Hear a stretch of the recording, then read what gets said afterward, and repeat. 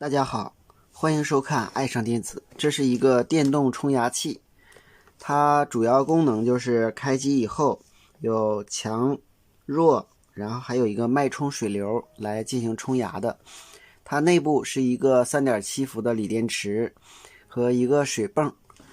水放到这个杯里，然后呢水位要不没过这个横线，然后呢就操纵这个按键以后，这是一个独立的按键，然后呢能够调节它的弱档、强档和脉冲档，然后呢就会在我们这个口射出水流来冲洗我们的牙齿进行清洁。下面我们打开看一下它的内部结构，这是一个损坏的了，所以呢没有必要修了，但是我们看一下它的内部构成。打开以后我们看这儿有一个水泵电机，是一个直流，大概是 3.7 伏的，因为我们这个电池就是 3.7 伏，充满电是 4.25 伏。然后呢这是一个水管，是放到这个里边的。使用时通过这个吸管吸入水以后，通过这个口喷出水柱来清洁牙齿。下面我们看一下它的电路板构造，很显然它是一个 3.7 伏的锂电池供电的。总的来说，这是一个良心的厂家，在板上都标注了原件的型号。我们看这个是 N1418， 这个芯片的型号是 HM4054。这个芯片呢是一个充电的芯片，它是把我们充电器输入的5伏降压以后变成 4.2 伏给我们的电池充电，并且在电池 2.9 伏时它实行涓流充电。它的一角是充电指示引角，当充电的时候这个角输出高电位，点亮指示灯，当充满以后输出低电位，使指示灯熄灭。二角是接地角，就是接总电源的地。三角是接锂电池的，就是给锂电池充电的引角。锂电池的负极就是接地的。四角是供电引角，也就是充电器供电输入。五角是充电电流设置引角，外接一个电阻，通过改变电阻的大小就能够改变我们充电电流的大小。而我们内部的主控芯片它是一个单片机，很显然型号写在这儿了， C1405， 它是一个8角芯片。这个单片机一角供电，8角接地，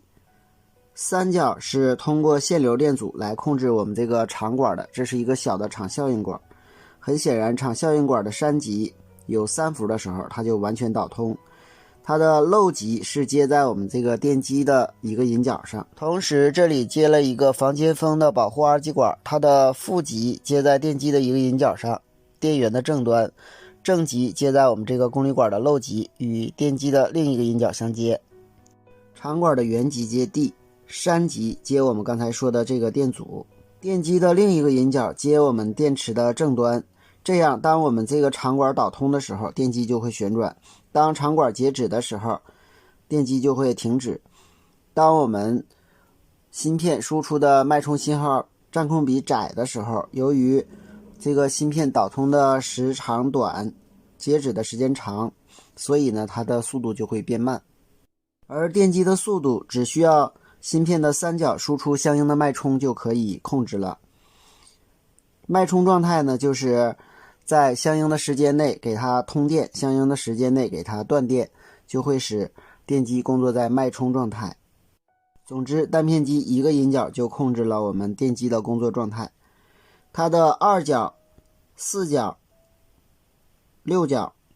是控制这3个指示灯的，因为我们刚才看到了它有强、弱，还有一个脉冲。3个指示灯正极接在一起，通过线流电阻接供电。